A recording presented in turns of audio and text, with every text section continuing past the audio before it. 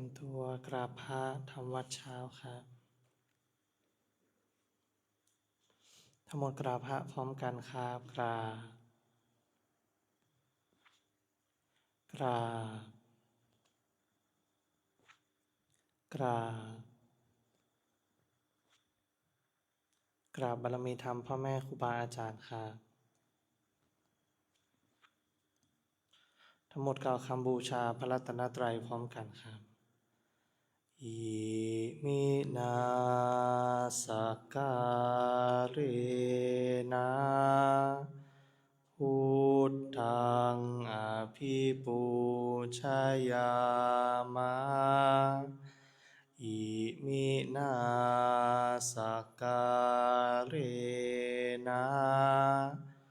ธัมมังอภิปูชยามะอิมินาสการะสังฆังอภิปูชยามะอะระหังสัมมาสัมพุทโธ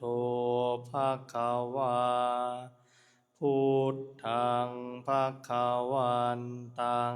อภิวาเทมิสวากขาโตภคะวะตาธัมโมธัมมังนามัสสามิสุปฏิปันโนภะคะวะโตสาวกสังโฆสังฆังนะมามิหันธรรมยังพุทธัสสะภะคะวะโตปุพพภาคณมะการังกะโรมาเซนะโมตัสสะภะคะวะโตอะระหะโตสัมมาสัมพุทธัสสะนะโมตัสสะภะคะวะโตอะระหะโตสัมมาสัมพุทธัสสะนะโมตัสสะภะคะวะโตอะระหะโตสัมมาสัมพุทธัสสะพุทธังสารนังคัจฉามิธัมมังสารนังคัจฉามิสังฆังสารนังคัจฉามิทุติยมปิพุทธังสารนังคัจฉามิทุติยมปิธัมมังสารนังคัจฉามิทุติยมปิสังฆังสารนังคัจฉามิตติยมปิพุทธังสารนังคัจฉามิตติยมปิธัมมังสารนังคัจฉามิตติยมปิสังฆังสารนังคัจฉามิเปิดหนังสือหน้า34หันธรรมยังอริยทังคิกะมัคคะปะทังพนามาเสหนทางนี้แลเป็นหนทางอันประเสริฐซึ่งประกอบด้วยองค์8ประการได้แก่สิ่งเหล่านี้คือความเห็นชอบความดำริชอบการพูดจาชอบการทำการงานชอบการเลี้ยงชีวิตชอบความภาคเพียรชอบความระลึกชอบความตั้งใจมั่นชอบดูก่อนภิกษุทั้งหลายความเห็นชอบเป็นอย่างไรเล่าดูก่อนภิกษุทั้งหลาย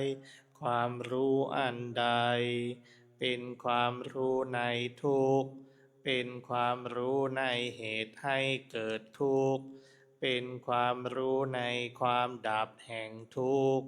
เป็นความรู้ในทางดำเนินให้ถึงความดับแห่งทุกข์ดูก่อนภิกษุทั้งหลายอันนี้เรากล่าวว่าความเห็นชอบดูก่อนภิกษุทั้งหลายความดำริชอบเป็นอย่างไรเล่าความดำริในการออกจากกามความดำริในการไม่มุ่งร้ายความดำริในการไม่เบียดเบียนดูก่อนภิกษุทั้งหลายอันนี้เรากล่าวว่าความดำริชอบดูก่อนภิกษุทั้งหลายการพูดจาชอบเป็นอย่างไรเล่าเจตนาเป็นเครื่องเว้นจากการพูดไม่จริงเจตนาเป็นเครื่องเว้นจากการพูดส่อเสียดเจตนาเป็นเครื่องเว้นจากการพูดหยาบเจตนาเป็นเครื่องเว้นจากการพูดเพ้อเจ้อดูก่อนภิกษุทั้งหลายอันนี้เรากล่าวว่าการพูดจาชอบดูก่อนภิกษุทั้งหลายการทำการงานชอบเป็นอย่างไรเล่าเจตนาเป็นเครื่องเว้นจากการฆ่าเจตนาเป็นเครื่องเว้นจากการถือเอาสิ่งของที่เจ้าของไม่ได้ให้แล้วเจตนาเป็นเครื่องเว้นจากการประพฤติผิดในกามทั้งหลายดูก่อนภิกษุทั้งหลายอันนี้เรากล่าวว่าการทำการงานชอบดูก่อนภิกษุทั้งหลายการเลี้ยงชีวิตชอบเป็นอย่างไรเล่าดูก่อนภิกษุทั้งหลายอริยสาวกในธรรมวินัยนี้ละการเลี้ยงชีวิตที่ผิดเสียย่อมสำเร็จความเป็นอยู่ด้วยการเลี้ยงชีวิตที่ชอบดูก่อนภิกษุทั้งหลายอันนี้เรากล่าวว่าการเลี้ยงชีวิตชอบดูก่อนภิกษุทั้งหลายความภาคเพียรชอบเป็นอย่างไรเล่าดูก่อนภิกษุทั้งหลายภิกษุในธรรมวินัยนี้ย่อมทำความพอใจให้เกิดขึ้นย่อมพยายามปรารภความเพียรประคองตั้งจิตไว้เพื่อจะยังอกุศลธรรมอันเป็นบาปที่ยังไม่เกิดไม่ให้เกิดขึ้นย่อมทำความพอใจให้เกิดขึ้นย่อมพยายามปรารภความเพียรประคองตั้งจิตไว้เพื่อจะละอกุศลธรรมอันเป็นบาปที่เกิดขึ้นแล้วย่อมทำความพอใจให้เกิดขึ้นย่อมพยายามปรารภความเพียรประคองตั้งจิตไว้เพื่อจะยังกุศลธรรมที่ยังไม่เกิดให้เกิดขึ้นย่อมทำความพอใจให้เกิดขึ้นย่อมพยายามปรารภความเพียรประคองตั้งจิตไว้เพื่อความตั้งอยู่ความไม่เลอะเลือนความงอกงามยิ่งขึ้นความไพ่บูรณ์ความเจริญความเต็มรอบแห่งกุศลธรรมที่เกิดขึ้นแล้วดูก่อนภิกษุทั้งหลายอันนี้เรากล่าวว่าความเพียรชอบดูก่อนภิกษุทั้งหลายความระลึกชอบเป็นอย่างไรเล่าดูก่อนภิกษุทั้งหลายภิกษุในธรรมวินัยนี้ย่อมเป็นผู้พิจารณาเห็นกายในกายอยู่เป็นประจำมีความเพียรเครื่องเผากิเลสมีสัมปชัญญะ มีสติถอนความพอใจและความไม่พอใจในโลกออกเสียได้ย่อมเป็นผู้พิจารณาเห็นเวทนาในเวทนาทั้งหลายอยู่เป็นประจำมีความเพียรเครื่องเผากิเลสมีสัมปชัญญะมีสติถอนความพอใจและความไม่พอใจในโลกออกเสียได้ย่อมเป็นผู้พิจารณาเห็นจิตในจิตอยู่เป็นประจำมีความเพียรเครื่องเผากิเลสมีสัมปชัญญะมีสติถอนความพอใจและความไม่พอใจในโลกออกเสียได้ย่อมเป็นผู้พิจารณาเห็นธรรมในธรรมทั้งหลายอยู่เป็นประจำมีความเพียรเครื่องเผากิเลสมีสัมปชัญญะมีสติถอนความพอใจและความไม่พอใจในโลกออกเสียได้ดูก่อนภิกษุทั้งหลายอันนี้เรากล่าวว่าความระลึกชอบดูก่อนภิกษุทั้งหลายความตั้งใจมั่นชอบเป็นอย่างไรเล่าดูก่อนภิกษุทั้งหลายภิกษุในธรรมวินัยนี้สงัดแล้วจากกามทั้งหลายสงัดแล้วจากธรรมที่เป็นอกุศลทั้งหลายเข้าถึงปฐมฌาน